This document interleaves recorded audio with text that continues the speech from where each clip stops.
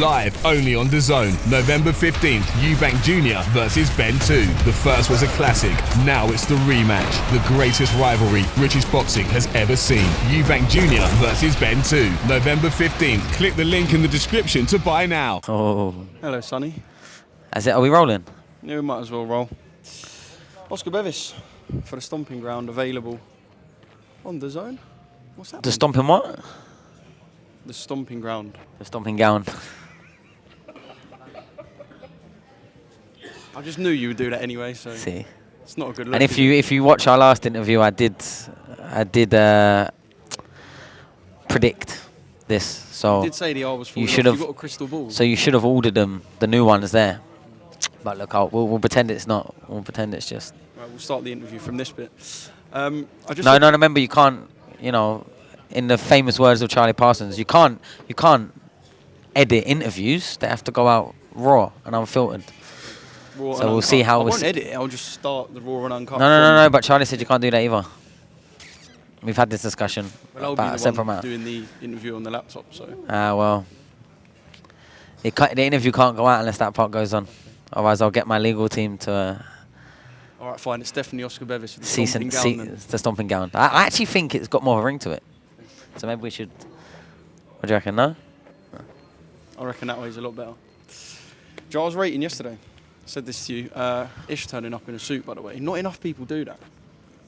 Tracksuits on a big press conference stage. Don't know. I think little suit, nice pictures for Instagram and that. Look professional, look smart on a big occasion. I'm having it. Yeah. I would second that as well. I think gone are the days where everyone turns up in a suit, isn't they, Oscar? Gone are those days. But yeah, I don't know. I feel like as a man, you used to have like a proper suit wardrobe, didn't you? And I think now you can get away with it without having one. You know, smart casual can kind of fit anywhere now, really, can't it? But yeah, I thought Ish looked the part at the press conference. He looked the part on the scales today, and now, you know, one thing's left to look the part in the ring on tomorrow night. I like this one because they're both good blokes, both tough as they come, both will take any fight, and there's no bullshit either. It's just, look, we both know we're going to get in there and fight, and to be honest, I'd be very surprised if we get something different to what we think. It has to be a good fight, right? It's the fight of the undercard, you would presume. Potentially. I think there's some good fights on there with different sorts of intrigue, but I think stylistically they both come to have a fight. So if that's your bag, then I think they're going to enjoy that fight. You know, Ish gets in the ring and sets about his work, doesn't like taking a backward step, likes letting his hands go, likes causing damage to his opponent, and tries his hardest. So yeah, stylistically it's a fight that we wanted when we was first made mandatory for Ish for the British title. I think maybe 14, 18 months ago now, maybe. But because the fight was tied up with Gilly and Louis Green, and it didn't happen, and it got pushed back, and we didn't know what was going on. In the meantime, he's been offered sort of big fights, big opportunities, some last minute, and he's taken them all. And yeah, he's not, you know, gone 100% and won them all, but he's learned a lot of experience. He's gained a lot of exposure, a lot of visibility on his career, where perhaps before these sort of fights, not many people knew who he was. Now, if you're a British boxing fan, you've watched any of the biggest shows in the last 12, 18 months. You know, Ish has been on a few of them. Do you know what I mean? So, yeah, he's in a great place. This is the fight that we wanted, like I said before. We sort of took the tangent that he's taken, and gets the British Commonwealth title before the end of the year, and then it sets up a massive 2026 with some great fights out there domestically for him. Yeah, there was a bit of a contrast between what I spoke to Ish about, or what he said to me, and what Eddie said. Eddie used the words, quote, last chance saloon. Maybe for Eddie, yeah. But Ish said, this is the start of the peak of my career. Yeah, if he's to lose on Saturday, Eddie using the words last chance saloon doesn't sound great. So I don't know, Ish is seeing it as the start of, look, I'll win here, and then you'll see me in world title fights in, 18 months, 2 years. But Eddie's saying this is last chance saloon. Yeah, and I suppose it can be both. And I can understand why the boxing promoter would say that. At the same time, though, I thought we was very hard done by against Adjarko, and I thought even harsh with how the fight went against Josh Kelly, if I'm being perfectly honest. I think, you know, he was beat both times by people that did pretty much everything but really have a fight, just sort of burst and tried to nick rounds. He's done everything that's been asked of him. He's jumped in last minute 2 times against fighters a weight above and levels above where he's ever been in his career, and you know, he gave a great endeavour. Now, if just constantly taking proper fights and hard fights means if you lose a few of them, then you know, you're forgotten about, then I think that's a sad state of affairs for boxing, if I'm being perfectly honest. I know Eddie's my gaffer, so I don't want to talk against him too much, but Ishi's my fighter, so I have to represent him. So yeah, I can hear what Eddie's saying that, and maybe that basically means like the sort of Ishmael show won't really be the Ishmael show. It'll be where he can fit in, but I don't think there's a fight really from area level to world level that you wouldn't want to see Ish in, really. I think if he comes on the other side of the card, regardless of results, everyone knows what to expect, and he's not fragile. Some leeway if you're defeated in a fight that you take on short notice at a high level. You'd think so, but obviously if you asked Eddie yesterday, maybe not. And I do think as well Eddie's just trying to give him a bit of a kick up the backside, like, come on Ish, because I know Eddie is rooting for him. I know Eddie does want Ish's story because it will be a great one from where he's come from, his background. Like, look, everyone loves Fabio Wardley coming off the white collar and going and do big things, and everyone will love Ish's story if he comes from where he's been through, then learned through the big fights he's been in, gained exposure, and then sort of makes it all right. So I think a lot of that energy really from Eddie's coming like a rocket up the arse. But if that happens, which I don't think it will, and that is the case, then, you know, Ishi's still got the world of boxing to be around it. It wouldn't be the end of Ishi's show even if Matchroom turned their back on him. And I think they'd be stupid too, because when he did take those 2 fights at last minute notice, he earned himself, but also a lot of other people, a lot of money, taking hard fights, not negotiating a single penny more than the original offer against fighters either weights above or levels above that he's ever competed at. So, yeah, and Ishi's fought, when he fights on Saturday, he'll have fought 3 times in 2 months. I don't know. That's the fighter I love to be behind, and I am fully so. But we can't control how the promoters want to deal with him. But I wouldn't be, you know, thinking that we're not going to be able to get him another opportunity, another chance to pull it all right. But I do think that we are going to come out victorious against Sam Gillian. I reckon it will be a different tune on Saturday night. Yeah, flying with 3 fights in 3 months, 2 stadium shows as well is a real sign of intent. I like it. It's old school, throwback. Chris Eubank Jr. and Conor Benn. Chris weighs lighter, 0.2 lighter than Conor Benn. Does it kind of rubbish a bit of the narrative from first time round? Not at all. Okay. Just he's under that weight. You don't know when he set over to come to this hotel what he weighed on his scales, etc. He could have been bang on. So we don't know. We saw them carrying in and out a watt bike from their transport, so they must have thought there was a chance that he might have tipped the scales a little bit heavy because they brought the preparation to do another weight cut if they had to. And he's a bigger guy. He's probably stayed a bit lighter in between these fights than maybe he did previously. And he might have just done it better. He might have had a better camp. He might have done nutrition better. Who knows? I don't know. I'm not part of the team. But as you get older, it gets harder. Making weights that you stopped making a couple of years ago when you went up weight and then coming back down to them, etc. It's not going to be easy. Making weight's not really easy for no one.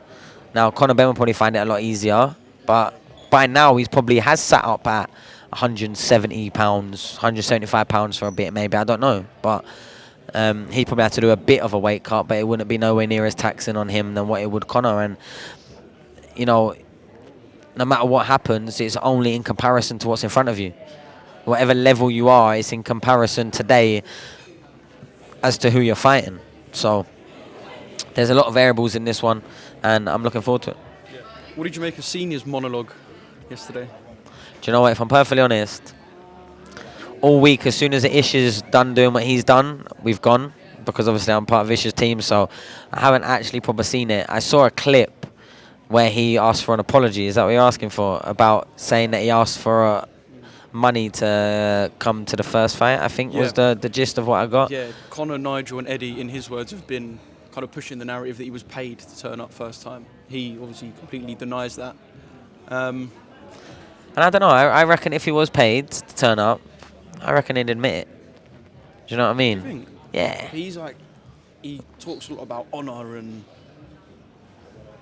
truthfulness. Yeah, and but whoever doesn't- paid him knows he's lying. Do you know what I mean? So it's like, I don't know. I think the fact that he went so hell bent and like it's like he knew he was right. He wouldn't. Why would he go on a 2-minute monologue of something that he's lying about? He just wouldn't speak about it. Eddie did say on Talk Sport that he asked for an appearance fee For Barry Hearn's wedding or party. Wasn't it his party? Was it his wedding? I thought it was his birthday party. It might have been a birthday party, but yeah, he asked for an appearance fee. Yeah.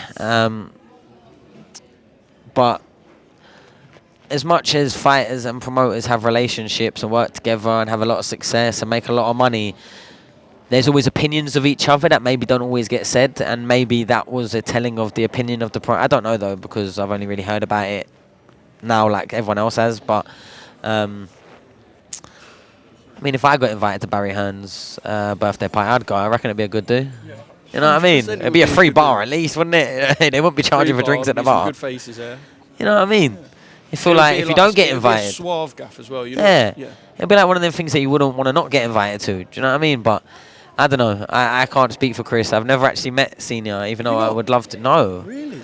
I would, even though be many people the in way British boxing, past and present, you haven't crossed paths with. Yeah, but I've never met him, and I'm kind of like waiting for the day. What was good though is I had a few phone calls after the sort of build up of the first one, because I was very involved in the promotion of that fight. And because I thought Chris Eubank Sr. was right on a couple of things he was saying, and the points that he said made sense, he was a big fan of mine for them weeks, I was told. So, yeah, I'm hoping that if we do cross paths, it's an easy introduction, because, yeah, he was already a fan of what I was saying. But I was a fan of Chris Eubank. We've had a few good chats in your car and just in general, away from boxing. You and Senior on like a podcast would be unbelievable. Oh no, but he's levels above me. His mind works in mysterious and amazing ways. Intellect, isn't he? Yeah. And I love his character. Well, yeah, man. And hey, you got to remember, like, when people sometimes look at him and question, his sanity, I guess. Like, he was always eccentric as a fighter, and then he spent a career in really hard fights, taking big, heavy punches, as well as delivering big, heavy punches throughout his career. We're boxers, man. You have to give us a little bit of a leeway. We're not just the nature of our job. Oh, yeah, I'm going to train my hardest for 10, 12 weeks, spend loads of hours sparring and getting punched for free, or even paying the sparring partners when you're at that level. And then maybe, hopefully, after doing all our weight cut and doing all of the sacrifices we've had to make, we get in the ring and the world's watching and it's good enough. Like, watching us have a fight against someone that's made as equal amount of sacrifices as us. Just the fact that we do what we do, we're not the most normal bunch. So you're going to expect characters and confidence as well to say what they really mean and feel. And I think from their generation, you had that. Because they walked around as fighters, they didn't have the social media constantly pulling them and giving them narratives or insecurities. They would just genuinely say what they wanted and how they felt and act out accordingly. Now I think a lot of the fighters coming through that have grown up in the internet generation have this like baseline of what you're allowed to say, what you should say, what you shouldn't say, but you didn't really have that back in the day. Like, anyone and everyone watching this video can think of a 60, 70-year-old, maybe a little bit younger, that, you can't say that no more. And they still say it to this day because they don't live in the sort of fake internet world that we all exist in. And, yeah, Chris Eubank's a legend, like, but Nigel Benn's a legend as well, man. So it's like beautiful. I was going to say your brain's been altered. Like, you didn't have fights that were as brutal as Chris Eubank Sr. But do you feel like because of the sport of boxing and sparring and fighting and camps that it's altered the brain of Sonny Edwards in comparison to if you weren't to have your professional boxing career? Yeah, like, don't get me wrong. Sometimes I blame my ADHD, sometimes I blame punches to the head, sometimes I blame a lifetime of smoking weed. Like, I forget things, I don't remember things that I should do, I get things wrong. Do you know what I mean? It's probably not good for your brain cells, getting levered. And I fought some good fighters, some big punches as well. Do you know what I mean? And, yeah, it's your brain, with its composition of the little rigid edges in your cranium that point directly towards your brain. You're not built. Humans aren't built to fight like that. to constantly take head trauma. We're not.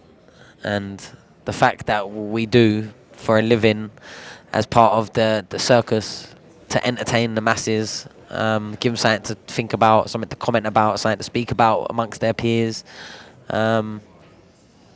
We sacrifice our physical well-being. And, if you look at like the movie like Concussions and Concussion, Will Smith, and you look at a lot of the research that went into stuff like CTE, etc. Repetitive brain trauma, even if it's not completely serious, is not good for anyone. Not for an American footballer, not for a rugby player, not for a wrestler, not for a boxer, not for anyone. So, you know what I mean? Just be a little bit easy on us boxers, man. We do a lot just to provide. Our job isn't, going and getting up at 6 in the morning and standing in the rain and putting cones out or something. It's getting in front of maybe the whole world at some point and doing what everyone's capable of doing, having a fight. A fight could kick off outside on the street right now. Do you know what I mean? Anyone and everyone should have the ability to do it to some capacity, but fighters are just fighting the best at fighting. So, yeah. George Groves said on, I think it was a panel they done with his son. It was him, Cole Froch, Senior, and Harlem Eubank, and obviously they were talking about the safety aspect because we know Senior's been, say, outspoken, but he's been quite vocal as to say, I'm not happy with the repercussions this could have on Junior, right? No, but he didn't just say that. You got to remember, he also said... He said a lot more. Yeah, no, he said about the rehydration and stuff, but a big part of the first fight, he was saying it's not safe for Conor Benn. Yeah. He was saying this man has never been at this weight. Of course. He's jumping up and fighting my savage of a son. This is dangerous. This fight should be sanctioned. And to a certain degree, I kind of agreed. In response to that, though. Nah. Because take the safety on a whole. George Groves said he thinks boxing is too safe. And he used the example of when Howard Foster jumped in. Oh, come off it. No, not in Froch Groves. He did laugh about that, though, in Fabio Wardley stopping Joseph Parker. Like and Senior did turn to him. Don't get me wrong. Too safe. Yeah, but it's a ref. It's just like sometimes a footballer gets sent off, and they might not need to get sent off. Like my fight against Kalau. Every time I see that ref, he knows what I'm going to say to him. Should let me carry on. I didn't get put down. I got hurt the most of the first shot that he threw. He didn't hurt me again properly. He didn't dip my legs properly. He was just throwing arm punches. And to me, I was still not weighing the fight like as in winning rounds, but it was only the 6th round. I didn't have no real damage to my face yet. And the ref waved it off. But that's their jurisdiction. When you start a fight until you finish it, the ref is at sole discretion of what's going on there. He's the only person that can stop the fight. We've seen corners throwing towels and the ref go, nah, I don't accept it. That can happen. That's the ref's job. And if the ref's watching it and goes, nope, nah, I've seen enough, then who are you to argue with? You're arguing with a ref. And whilst it's my job to get in there and fight, it's your job to put the camera and ask the right questions. It's the ref's job to make sure that the fight is according. And if they see that they don't like the signs that they're seeing, then it's up to them. So I wouldn't say it's too safe at all. I wouldn't say it's too safe. Then I had a conversation recently with Rob McCracken, who believes the gloves should be heavier. And maybe I agree. 8-ounce and 10-ounce gloves for the big lads, they're tiny. They are very, very small. You could have 10 and 12s, and it would make it a little bit safer. But at the same time, then the hands would be able to throw a little bit more weight behind the shots, and it might make it a bit more dangerous. So there probably isn't a complete answer, but boxing is probably one of the least safe sports in the world, so I don't know. And big fan of George Groves. I was actually rooting for him when he had the Carl Froch fights. So me and my brother was like complete rivals in that. He was big Froch, I was big Groves, and yeah, I don't know if I agree with that statement. That boxing is too safe. Yeah, because it's safe until you get in there in a hard fight and you're getting your head punched in. It's safe until that moment. Like you said, it's one of the least safe sports. So the safer you can make it, the better. Just a final one, prediction-wise, on Eubank-Benn. What are you feeling? The first fight, I thought it was a foregone conclusion. I didn't think it would be remotely competitive. I thought Chris was just too big for him. I thought maybe he'd operated and won at a higher level than Benn had ever. A lot of Benn's wins had been coming against, formerly retired, 140 fighters, now chucked in. Do you know what I mean? It was like question marks for me. But I was surprised at how competitive and how close it was. And don't get me wrong, I think Chris Eubank Jr. won clear enough. I don't think there was any arguments on the decision, not from me anyway. But this time it's like another 4 or 5 months, a bit older, another weight cut. And then people keep using this cliche, which I really like, because for this fight it could be it. You can only go to the well so many times as a boxer. And how many times is onto your mindset, how many times is onto your conditioning, your preparation, your lifestyle in between camps, how much damage you take in fights, etc., etc., etc. And you never know when too much is too much. And I don't think it would, if we look at the first fight, I don't think it would even need to be just, he had nothing left now. Because Conor hurt him a little bit. He mixed it with him. He didn't get put down. He didn't get stopped. Like, he put on a good fight for 12 rounds as a much smaller man. And Conor's at a stage where he can keep filling out at the weight, being heavier, training, nutrition, etc. And Chris is at a stage where he's getting older and the weight's going to get harder and you've got the rehydration clause. So for me, there's so many variables. So as much as I do favour Chris Eubank Jr. in this fight, it's not as much as what I did the first time. Like, for me, the first time I thought it was foregone. I thought it was a mismatch. And I was saying it. I thought, I can't believe this fight's even happening, because everything suggests that it's going to be a dangerous night for Conor, and it wasn't. He didn't win the fight, but it wasn't a dangerous night for him.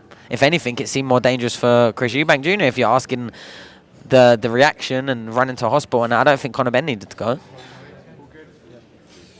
All right, bring on Saturday, bring on fight number 2 between those two and fight number 4 between the family. That is mental. And shout out to Tom Dallas, who just walked past, Frank Smith, the whole Matchroom team, for getting the English title on the line for Giorgio Visioli's first headline shot, because, you know, it makes it a bigger fight. Obviously, it's the English title. It's not a world title. It's not a British title even, but it's a great first step on lifting a belt for the winner of that fight. Obviously, I'm fully backing and expecting Giorgio to win, but Joe Half, a very, very live underdog with an opportunity to change his life and the trajectory of his career. So, yeah, shout out to Matchroom for delivering on that.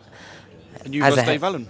Me versus Dave Allen. Yeah. So what they're doing is, if they have a draw after 12, me and Dave are jumping in and doing a round, and that's how we're gonna settle the 35 no draws. You would approach one round with Dave Allen. Let me think. Hit him with a jab to the body, Leg it, and then stay as far away from him as the rest for the rest of the 2 minutes and 59 seconds. Just quickly before we talk about one of the big stories of today, are you expecting Giorgio to stop Joe Howarth? I'm not sure, because at no point in any of his fights has the stoppage or landing hurtful or trying to get him out there been the instruction. For Giorgio, it's always percentages. It's always working on the highest percentages possible, and he won't do more than he needs to. So if there is some genuine jeopardy in front of him and some genuine threat, then he's going to just keep boxing, and he's going to frustrate him, and he's going to keep scoring. Every time he makes a mistake, he's going to punish him. And if in that process it leads to a buzzed or rocked or hurt Joe Howarth, then we know that Giorgio is a phenomenal finisher, because he can set his feet and go very, very quickly. But there's no expectation of the stoppage, not from me now. It won't be in the corner when he's fighting. Get the win. That's all that matters in this boxing game. And Hollywood, Giorgio, viral Visioli, everything he does is aesthetically pleasing. He's like boxing porn, I genuinely think. And he has such good grasp of what's going on in front of him, and he reacts right without thinking about it. He's a pleasure to work with. I think he's a pleasure to watch, and I think this will be the first sort of step in what is going to be a very, very, very long and exciting, successful journey. I genuinely rate him that highly. That is no slight on Joe Howarth, because he's a very decent competitor. English title fight. Yeah. And we saw it recently with Junaid Boston and Bilal Fawaz, that the English title, 2 good English fighters that are sort of prepping against each other before maybe their overall top ceiling, they could fight each other down the line.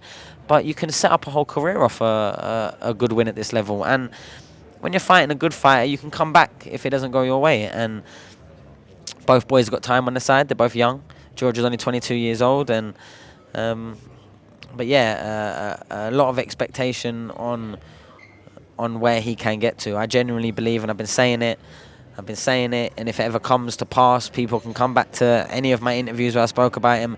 I genuinely believe he has the potential to go all the way and be one of the better fighters that Britain's ever had.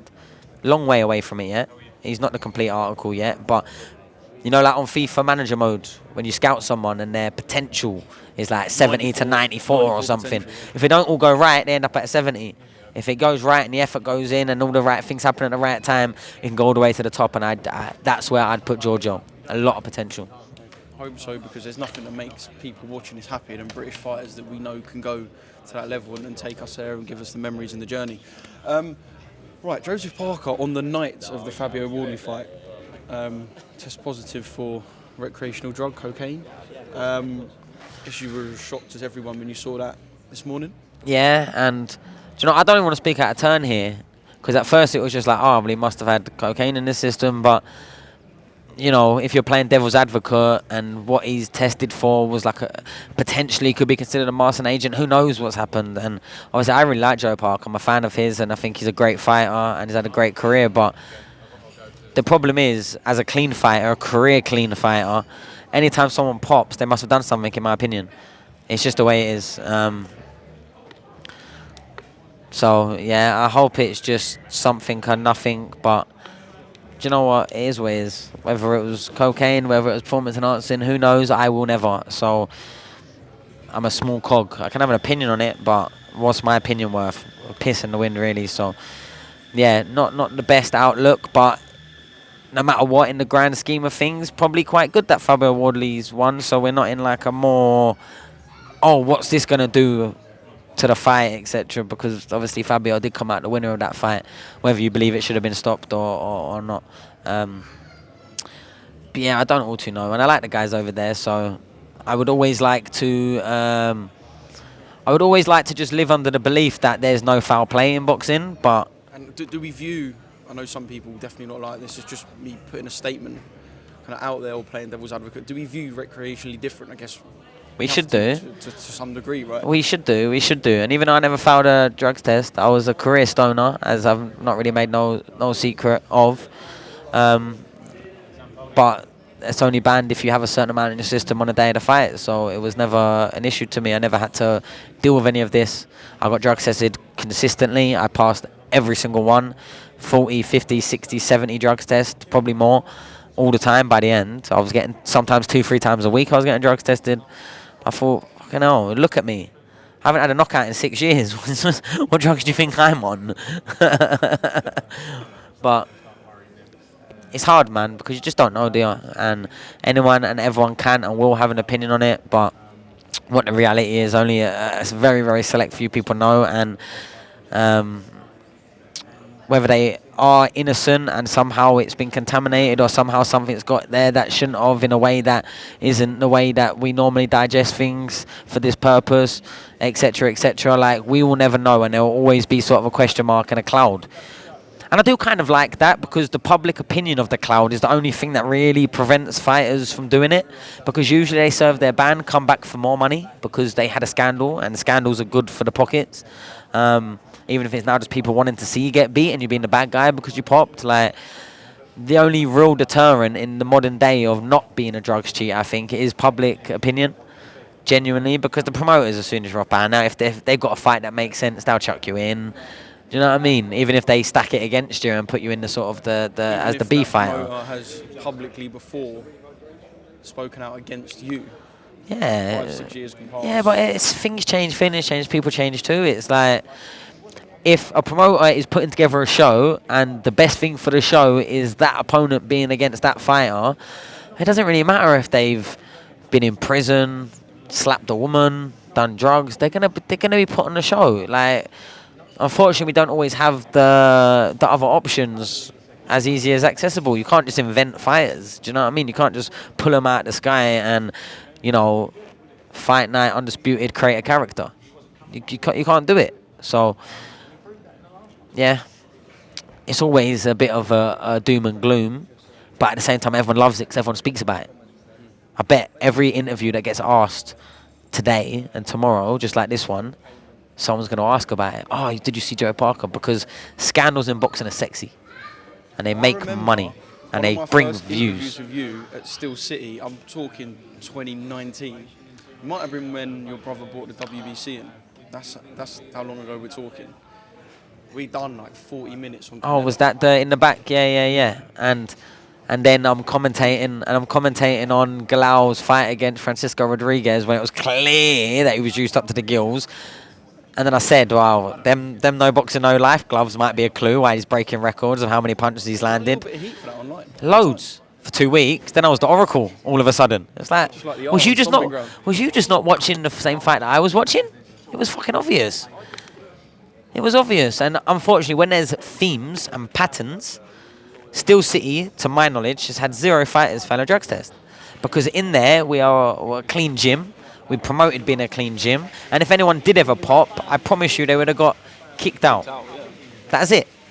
That's it. Because the reputation of the overall gym wouldn't have been damned by one person, which is what happens. If one person from one gym cheats, everyone's going to start putting question marks on good performances of all the other fighters.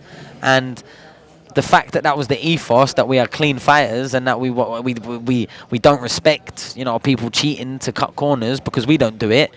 Like anything outside of that, well, you're probably kind of in the know or in the knowledge or even telling them to do it. Is how my mind would work. Do you know what I mean? I've known fighters fail a drugs test and their trainer pay them a wage for the next 2 years, and then hand them the keys to the gym after that, after their career is done. So it's like, if I was working with a fighter and they found a drugs test, it'd put me in a very interesting predicament because of how I've spoken out. Now, I'm always fighter first, but at the same time, my reputation and also what I think's right. Like, not everything I do is just for a pound note. It's what I think is right. I won't work with a fighter that I don't genuinely think is a nice person. I can't get out of bed. I can't leave my family and maybe miss events to go and represent them just for a pound note. I can't do it. So if someone was drugs... Build a reputation as well. Yeah. Like, you think about the media work you do now. There's not many broadcasters, not many promotional platforms. There's not many spots of media work for a retired fighter. Of course, you've got management and what as well. But building your reputation is tough. You can't just swan in and take loads of big gigs. Yeah, but with me, like, the reason why I've always found it quite easier is because I'm not really hiding much. I've always been quite open and honest about everything. Obviously, there's some things you cannot speak about for whatever reason. Like, but I stick to the boxing. I stick to what's right and what's wrong. And I don't know, I'm yet to have a conversation where the fighter that I'm representing or fighter I was training next to or my brother, for say, has failed a drugs test. So to me, if you ask me, anyone that fails one has done something. Whee! Do you know what I mean? Like seriously, like, and until something, like someone's looking me in the eyes and I genuinely believe them and they're swearing on their kid's life or whatever, and I trust them because I know them and it's something that we're dealing with, until that day, my mind won't change on it. So it's, I don't know, but it's just sport, innit? It's just sport. Some people cut a story, cut a corner.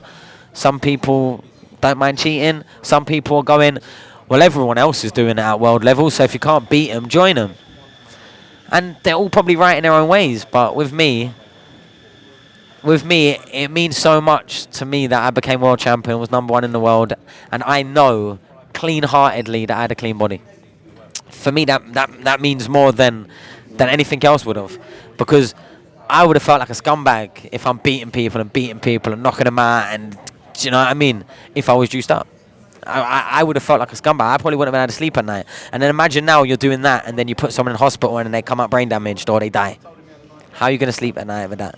Because maybe if you didn't have it in you, that wouldn't have happened. And we've seen it. Any fighter that's ever taken a fighter's life in the ring, they're usually altered by it. And it's not usually in a way of, yeah, everyone thinks, oh, they must think they're double hard because they've killed someone. Nah, it doesn't seem to go that way. If anything, it usually takes an edge off them. Do you know what I mean? And imagine you're just doing it with cheating, you'd feel like the worst person in the world forever, I think.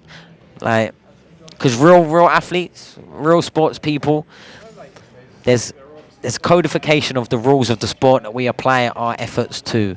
And if we don't stick to those rules, even if we got away with it, a win's not really a win. And that's how I've always been, and that's the sort of ethos that I like pushing. And if you can't win fairly, don't win at all. It don't mean nothing. I don't even cheat at Monopoly. My brother does, though. I kind of get that feeling from him. Don't cheat at Monopoly. My brother would, though. Is he more of a bitter loser at anything than you? He's the worst. Like. To be fair, I'm a good loser. You've taken I'm a good loser. well, Look, yeah. I lost against Galao. I was working Monaco a week later. I lost against Bam Rodriguez. I was in Lyndon's corner with my face all smashed up. I was the last interview you done of the night, and prior to me, you done 6 or 7. I can lose, man. I can live with losing. If I get in a ring and I'm a loser, then so be it. Do you know how many times that's been the other person? Do you know what I mean? Who am I to cry? There's some fighters, bless their heart, 0-28. You know what I mean? Never had that feeling of winning the professional ring. That's some people's reality. Not mine. Not mine. I had a good innings. I thought I was untouchable at a time, and then a couple of fighters showed me I won. You say good innings, but Frank has just said fighters we represent and mentioned you. So. Yeah, he said from the beginning to the end of the career. Oh well, no, I'm not still on them. I'm on the commentary books now. I'm on mic duty. I'm an MC. Safe for that side. Look, we've only got a couple of minutes because of battery and whatever. The stomping ground. They've got socks on lenses. They've got falling out R's in the stomping ground. You've got no battery to even conduct a proper interview. Probably memory cards full. The sound's probably all fucked. If you keep chatting. The sound's probably gone. This probably won't even see the light of day. This one. You actually just made me check the mics. They are on. They are tough. Wow. Thank God. Do you really believe that so what is it today, November the 14th, tomorrow fight 15th, do you really believe that in 4 or 5 weeks before Christmas, Jake Paul and Anthony Joshua will fight a fight of that magnitude? Yeah. A 4 or 5 week build-up? Yeah. That screams to me World Tour, LA presser, Miami presser. Doesn't need it. Doesn't need it. Just film it. Go do a week filming, whack it on Netflix homepage, and we're there. We're there. And it's going to generate, what, 70 million each? And it will. And if I was AJ, waiting for a big fight, waiting what am I doing, I'm getting offered a YouTuber for the same amount of money, maybe if not more money than I've been fighting some of these top competitors for. 100 for an 8. Sign me up. My turn. Sign me up. And the world would love to see it. And you know they would. Live only on DAZN, November 15th, Eubank Jr versus Ben 2. The first was a classic, now it's the rematch. The greatest rivalry British boxing has ever seen. Eubank Jr versus Ben 2, November 15th. Click the link in the description to buy now.